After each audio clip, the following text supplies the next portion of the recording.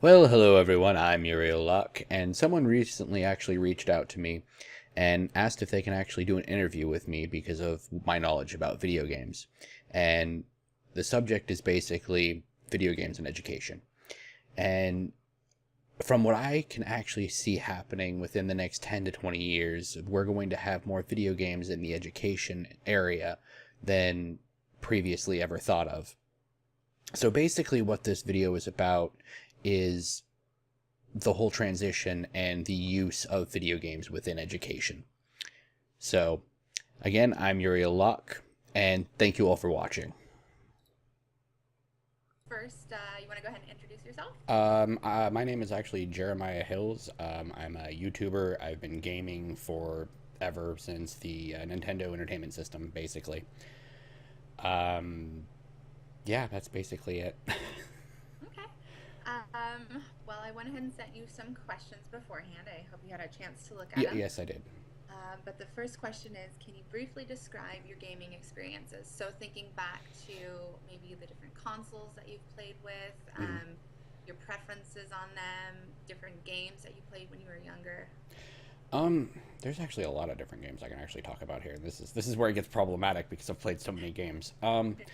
One of the best experiences I've actually ever had was the first time I actually ever played a multiplayer game on the Super Nintendo. I think it was. It was Mario, Mm, and it was my brother and I actually playing on a friend's console, and we were both playing as Mario and Luigi. So it was basically I would do one thing and he would follow me along, and we'd have to try and survive as long as we could. So it's one of those the first experiences I actually ever had playing a game with my brother or another person, which kind of reinvented the whole idea of gaming for me personally because I didn't realize that you can actually have multiple people playing except for like on an arcade system at like a pizza place or a random arcade. So well, that's kind of fun. Um, Yeah, see, I don't have a lot of experience with video games. So for me, I never even started playing until they were multiplayer. I think the first console I ever started on was Super Nintendo as well. yeah. So looking at more current kind of games you prefer to play and on what consoles? I primarily play on PC. I have actually recently tried to get a hold of all the older consoles that I originally started playing as a kid and everything. So I've collected the Nintendo Entertainment System, the Super Nintendo, the Nintendo 64, and all those. And I've been collecting games for those, and I've been playing those recently. But mainly what I play is games that are multiplayer as well. So I'll be playing like a little bit of Call of Duty on my computer or whatever, run around, do some missions there. Or I'll go and play MMO, which is a massively multiplayer online game. And usually they're RPGs, which stands for role playing game. Mm. So you have the ability to level up your character and achieve certain statuses within those games. So you said that you're trying to collect a lot of the older consoles. Is that hard? Um, I actually have found a connection that actually ends up getting a whole bunch of them, so I end up getting those quite often. He'll be like, "Oh, hey, I'm selling this." I'm like, I want." So it's basically working out really well for me because this guy's amazing, and I've already bought like 3 consoles from him along with like 18 games. So So I'm you have working on it. you're working on it. Yeah. Do you have what game systems do you have now? Right now I have a PlayStation, a Sega Genesis, Sega Saturn, no, Sega Dreamcast, Super Nintendo, Nintendo 64, and the NES at Are the they moment. currently making any of those still, or are these all? No, those are all older consoles that Sega actually no longer makes consoles and they only make video games. So there's that whole thing. And Nintendo still makes consoles and they're working on another one that's supposed to be coming out within the next couple of years, I'm assuming, but that's hearsay. Right. So, Never know. All right. So you actually, I'm really excited about this, and thank you again for interviewing with me. I happen to luck into finding somebody who has a YouTube channel. yes. Can you kind of explain that a little bit? What you do, what your goals are with it? Basically, I started my whole YouTube channel with the idea of doing Let's Plays, playthroughs, commentaries, and just my personal opinion on video games in general. There's a couple different series that I've done. One of them is actually Video Games and Religion, which kind of talks about how in depth some video games actually go with their religious aspects of the game itself, which kind of makes the world more believable. So, with the series that I did specifically, it was on a game called Dragon Age, which is a single player RPG. So, you run around and level up your character and everything, and you become this awesome person and everything. But that being said, the whole situation as it is there's a religion within that that is so. It pretty much brings the entire story together into something more than it could have been. Instead of, oh, you're just going to go here and fight these bad guys, it's, oh, well, this is how this happened. This is why this is happening and how it's going to transpire into something greater if you don't stop it now, type thing. So this is all, would you consider it fantasy, or is it... Well, there's a lot of fantasy aspects of these games, but the religious aspects, I do believe, were actually taken from like 4 or 5 different religions and thrown together. So it kind of sort of, it takes a lot of aspects of reality with what's going on with religion and such things like that, and moves them together in order to make a different form of religion, which is very believable because of the fact that it's taken from other religions. And the believability of it makes it more accessible to people in general, as gamers and as other people that haven't played games. So is this one of those games that kind of goes on infinitely? No, actually. There's actually 3 of these games at the moment. So there's 3 different ones. Normally the ones that go on infinitely are the MMORPGs, which are online games that people just continue to play over and over and over again, like World of Warcraft, which I have a level 90 running around priest. Woot! But that's beside the point. A lot of I knew what that meant. it's a priest is like a healer character, so you have the ability to heal your partners and your party and everything. So it's World of Warcraft is one of those games that does not end yet. They haven't actually given it an ending. But so maybe someday it will. maybe if Blizzard decides to say, well, we're done with this, but you know, it happens. Let's see, what else do we have? Oh, this is good. So on your channel trailer, you say that gaming is much more than a hobby. Can you expand on that? There's a lot of aspects of gaming that actually it kind of crosses over for me into real world things that are going on. There's a lot of psychology that goes into video games, a lot of education in certain areas such as hand-eye coordination, or knowing certain combos in fighting games, or strategy that you have to do to actually beat this bad guy, or build up your army in strategy games or whatnot. So it's one of those things where it takes a different level of reality and moves it into, in a sense, what's not reality, which is the game itself, and moves it forward and helps the person who's playing the game understand better ways to do things differently. So it makes your brain work differently, such as a game like Portal, which I kind of mentioned to you earlier. Portal is a puzzle game where you have a little gun and you shoot like different things, and you have like 2 different portals you can actually shoot. One red, one orange. Or one blue, one orange, I apologize. And you can go through one of those, and you pop out the other. So you can shoot one on the floor, shoot one on the ceiling, and then you just continue to fall infinitely. Which there's an achievement for that one in that game, and oh, that hurt my head so bad. But you can actually shoot one on a wall, and then shoot one right next to it, like in a corner, and you can actually see yourself through the wall. Okay. So it messes with physics as well. So there's games out there that do that as well. Mm-hmm. There's a lot of games, it sounds like. Oh yes, there's an infinite number of games for an infinite number of people that have no idea what they're playing. Mm-hmm. There's different games coming out every day, literally. I mean, I actually stay clued in on a whole bunch of these games that are coming out and when they're going to be coming out. One game that came out today, which is not a very good game in my opinion, but it's called Hatred, and it's a adults only game, and you run around and shoot people, and not a very big fan of that. But there's always games coming out because, one, it's become an entertainment giant because there's more to games than there is a movie. You can watch a movie once and memorize it. With games, there's multiple endings. So there's one game, I do believe it's Phantasy Star, and there's like 50-some endings. So in order to get those 50-some endings, you have to play that game 50 times in order to get the different endings. And differently every time? Differently every time. Well, not necessarily, just like a different conversation. Like if I were to talk to you and say, oh, hey, I'm not going to do this, instead of doing the interview, I would have a different ending in that game than what I am now. If that correlates a little bit there. No, that makes sense.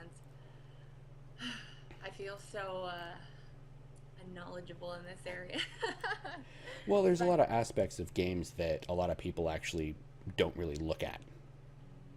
And it's kind of funny to look at what people have seen in video games and seen, like, oh, the murder and everything that happens in a lot of games, and there's all those mothers that are sitting there, oh, this game's horrible, oh, this is brutal. There's other games out there that literally teach you hand-eye coordination, memorization. I mean, Candy Crush, for instance. People play Candy Crush all the time. I mean, it's a little mobile phone game, or Farmville, or any of those. Those are games that teach you strategy, and people don't realize that. So, kind of segueing off of that, do you think that people who play violent games are violent by nature? No, I do not. It's actually the situation that the person is put in order for them to actually be violent. I, for one, have played tons of violent video games as a kid, and I never once did anything violent. There are certain people with certain mental psychosis that actually would play a game like that and then automatically think it's okay. But for the mass gamers out there, we don't believe that. We know that if you have an M16 and you shoot someone, they're going to die. You know the difference between reality and non-reality? Yes, exactly. And that's another thing that a lot of people are having major issues with because of a lot of things that are coming out, like the VR headsets, which virtual reality, of course, augments that, and it makes it feel more real. Mm-hmm. So making video games feel more real, in a sense, is like putting... Back in the olden days, they actually had, like, the little spin machines for videos. You, like, put a quarter in it, and you put your face up to it, and you can see the video. I remember those. Those are pretty much the equivalent of a VR headset. You literally... I'm knocking things over here. You literally put a headset on your face, like your phone, basically. They actually have one for your phone. And you just kind of look around, and it actually motion tracks what you're doing with your head. So you can actually sit there and look up, and it'll go up with the screen. You can look down, it'll go look down with the screen, left, right, all directions, basically. So doing that, there's a lot of things that become more interactive and more believable. Right. So I'm wondering if, because games they have so much to offer, and like you were saying, there are games on your apps for your phone, there's all different genres and types and whatnot. It seems like there's a big future for video games. So I'm wondering about the purpose of this interview is to kind of go in the direction of education. And I'm wondering, is there a place in education for video games, for ARGs? And then also, well, let's start here. So do you think, based on your experience with video games and as a prior student, that video games and or ARGs would be effective to use in the classroom? Honestly, I have to say that it would be more effective for learning capacities for many different children, because many children are visual learners, especially at young ages. And there's a great book that actually was written by a gamer and author called Ready Player One.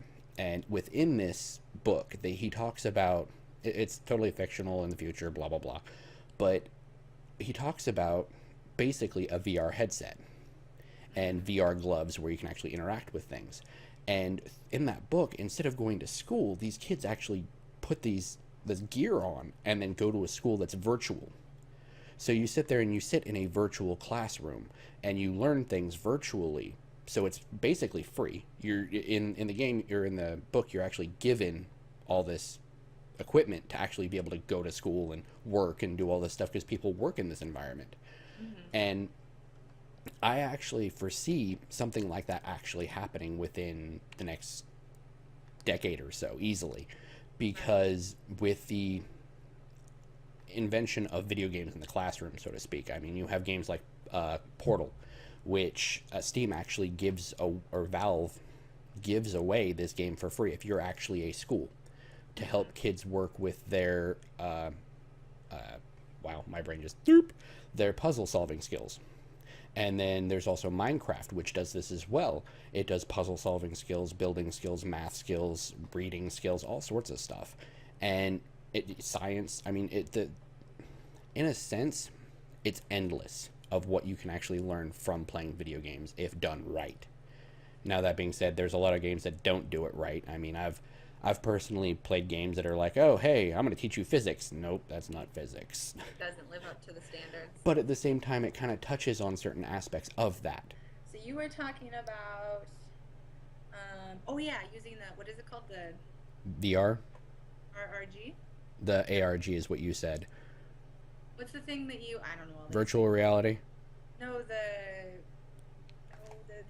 headset. Which would be a VR headset, which is like the VR Oculus Rift or whatever.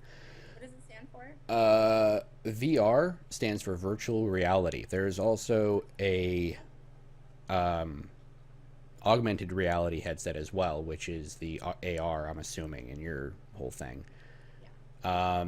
The whole augmented reality thing is something that's totally different and totally more accessible, in my opinion, if you think about it, because yes, you're still wearing a headset, but at the same time it interacts with the stuff around you instead of totally wiping out like what's in front of your face. Like I wouldn't be able to see the screen if I'm wearing VR. When I'm wearing VR or the AR, I can actually see the screen and see everything around me. So I can look around and be like, okay, well, there's my Skype. I'm going to click that button there, and it automatically opens your Skype, which is being worked on right now. The Microsoft HoloLens, name dropping here. Anyway.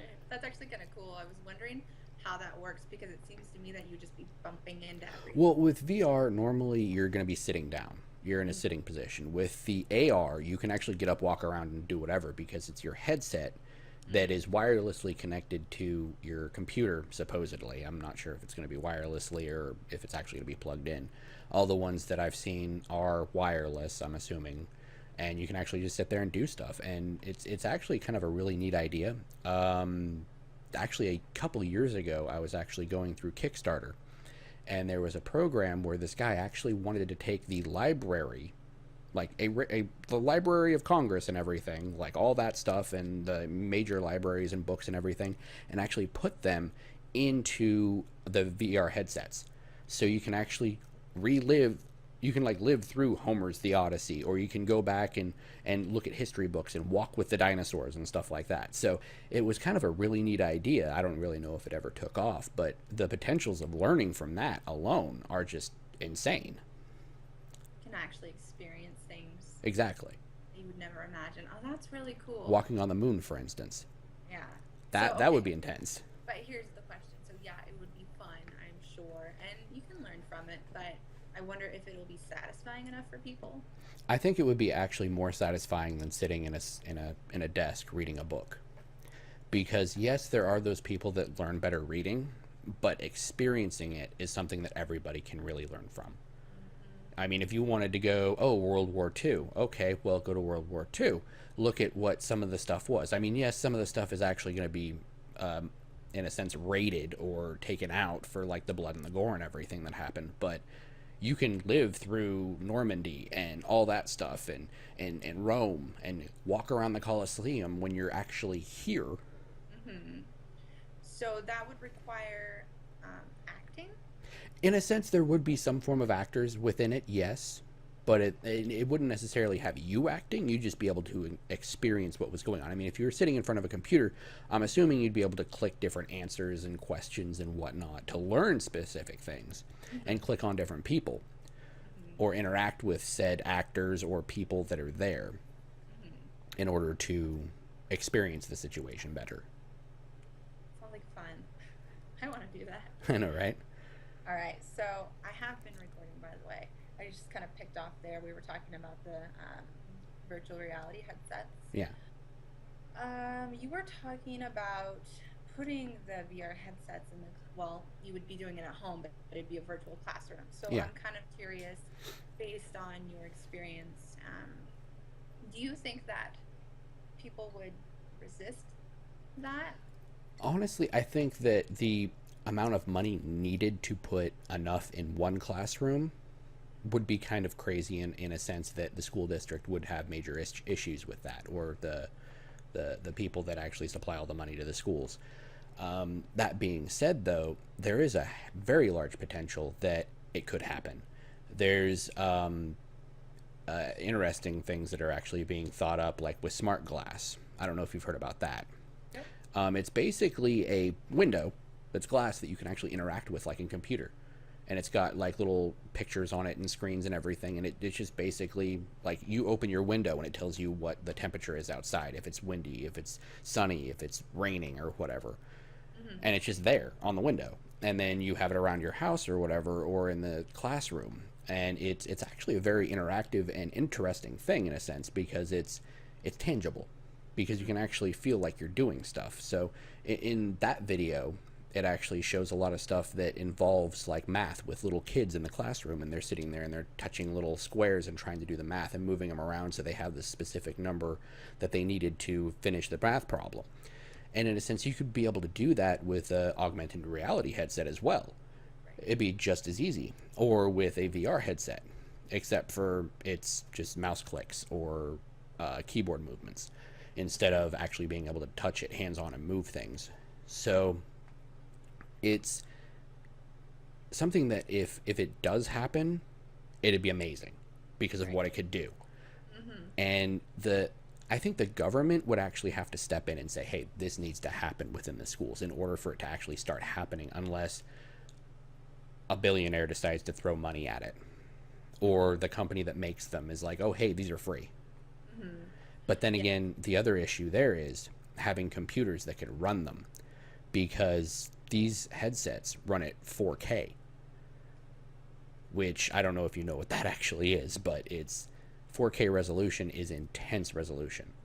Like, it's vivid and vibrant. Any colors are right there in front of your face, and it's... So it would require new technology. Basically, you have to have a top-of-the-line computer, basically, to run it.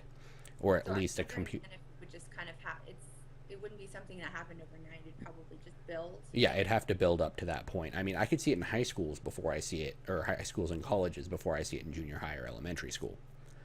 So... because the colleges would automatically be able to pay for it because they make all that money anyway. But the high schools would have to have it either gifted to them, or the government would have to step in and be like, hey, here we go. Right. Type thing. It would be interesting to revisit this conversation in 10 years. Oh, yeah.